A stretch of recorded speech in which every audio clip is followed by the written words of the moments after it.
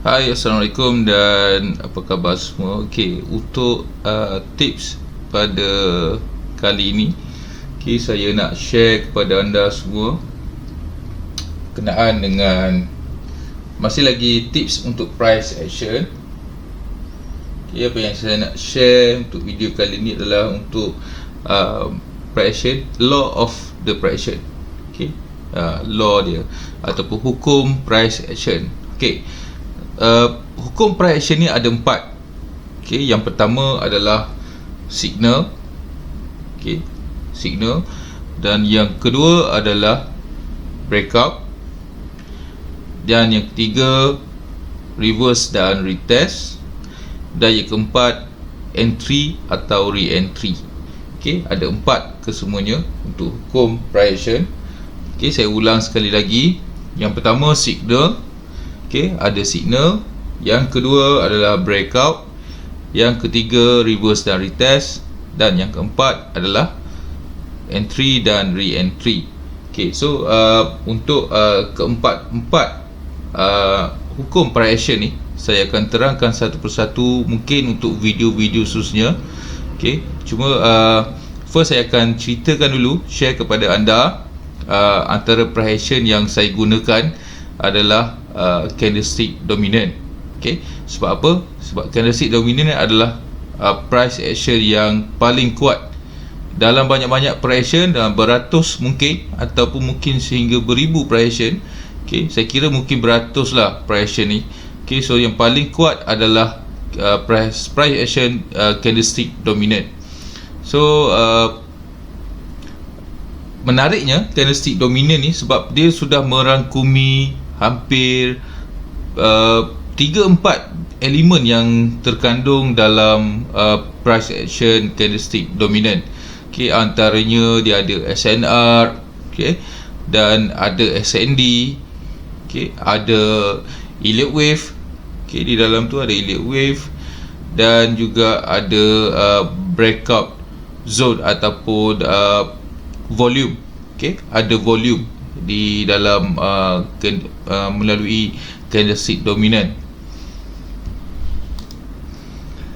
Dan kalau anda dapat lihat di sini, saya share sikit berkenaan dengan indikator dominant solution. Ini adalah indikator dominant, dan dia akan trigger bila mana wujudnya candlestick dominant yang saya sudah setkan untuk berapa pips ataupun beberapa ciri-ciri yang lain. So dia akan detect candlestick dominant dekat kita punya chart.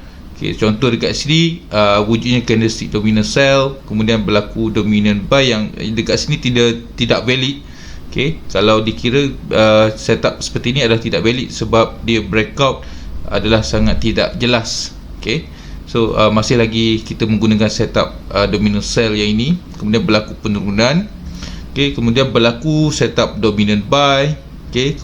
Kemudian yang agak jelas, setup di sini agak jelas, dan kemudian berlaku lagi kenaikan dan wujudnya dominant buy sekali lagi dan membuat kenaikan sekali lagi, dan kemudian membuat wujudnya berlaku setup dominant sell seperti yang saya ada share semalam, analisa dekat Facebook, di MFM Securities Education, Facebook page MFM Securities Education. So ada signal ataupun analisa untuk sell gold yang saya share semalam.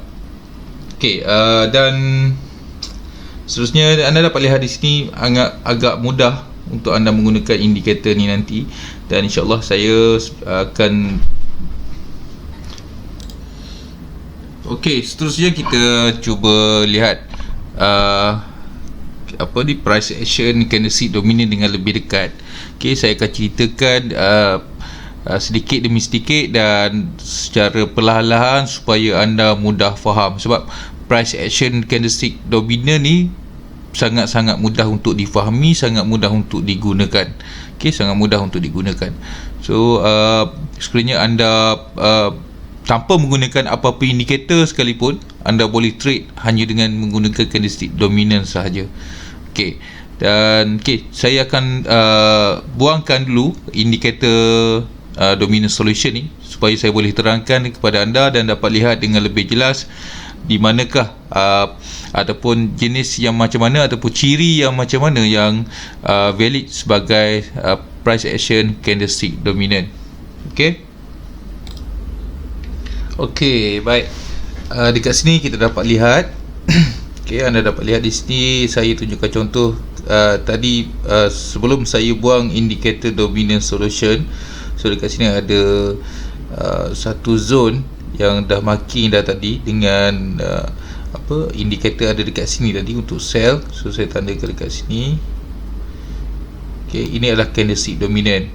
Dan ini adalah signal. Bila wujudnya signal candlestick dominant, kemudian ada breakout, kemudian ada reverse dan retest, kemudian entry dan re-entry. Sangat-sangat simple.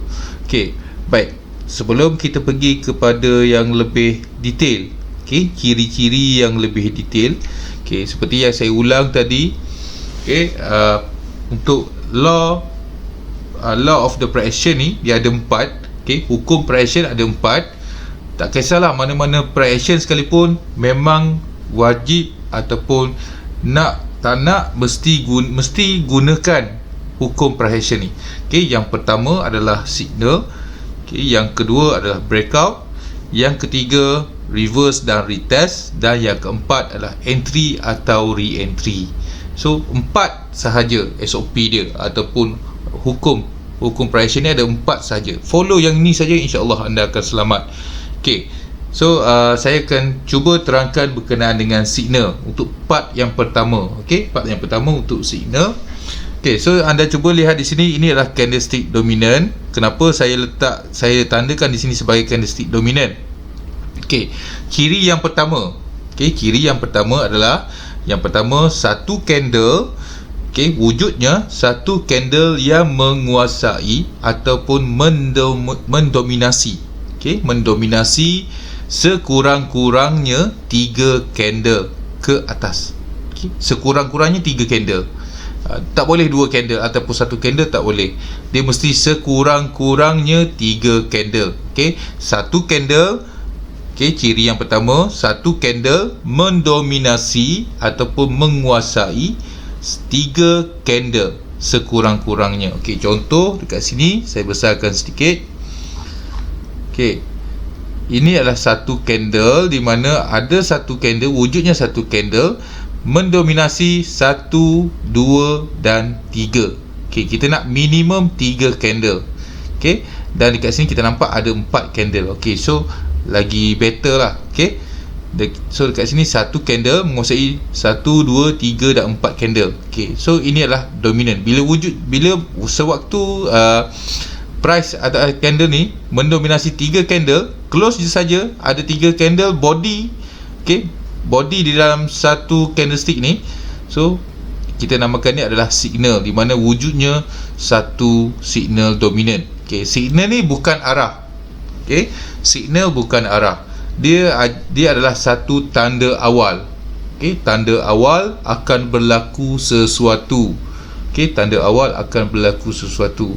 So itu lesson yang pertama ataupun part yang pertama. Ciri yang pertama adalah wujudnya satu candlestick. Di mana candlestick ni kita akan perincikan lagi. Candlestick dominant ni kita mesti tandakan daripada high ke low. Iaitu satu candlestick, sebatang candlestick daripada high ke low, dan menguasai 3 candle.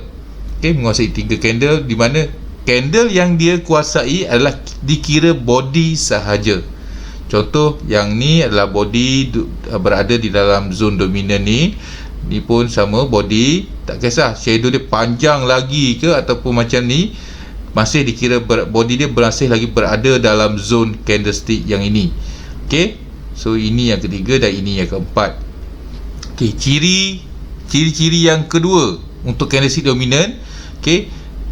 Kita dah tahu tadi, dia ambil daripada high ke low. Cara untuk marking dia ataupun tandakan zone daripada high ke low, dan 3 body selepas tu tidak keluar, tak ada breakout. Berada di dalam dia.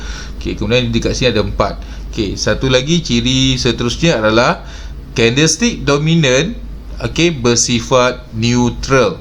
dia adalah bersifat neutral. Dia tidak boleh tidak semestinya candle bull ataupun candle bear. Tak kisah candle bullish ataupun candle bearish, yang penting dia menguasai 3 candle ke atas. Ciri-ciri dia yang seterusnya adalah yang saya ulang sekali lagi, iaitu dia bersifat neutral. Tak kisah dia ada sama ada candle buy, candle bull ataupun candle bear, candle buy ataupun candle sell. Ramai trader bila dia cuba memahami candlestick dominant ni, dia tersalah faham. Tersalah faham di mana kalau candle dominant buy adalah candle bull, maka akan cari buy. Sekiranya candle dominant tu candle sell ataupun candle bear, maka dia akan cari sell. Itu salah. Itu sangat-sangat salah. Sangat tak boleh kompromi, no kompromi. Memang salah. Dia sifat candlestick dominant, dia adalah neutral. Dia tidak mempengaruhi apa-apa arah selepas ini. Nak gerak ke bawah ke atas ke, dia tidak mempengaruhi. Yang mempengaruhi arah adalah part lain. Iaitu kita akan pergi nanti. So saya nak terangkan sekali lagi. Ciri yang pertama adalah mendominasi ada wujudnya satu candlestick mendominasi sekurang-kurangnya 3 candle, itu body sahaja. Kalau lebih lagi bagus. Dan candlestick dominan tersebut dia adalah bersifat neutral. Neutral maksudnya tidak ada buy ke sell, kita tak kisah, yang penting dia mendominasi 3 candle. Itu untuk part yang pertama. So untuk seterusnya kita akan pergi dan kita bincangkan, dan saya akan perincikan lagi kepada anda untuk video-video seterusnya.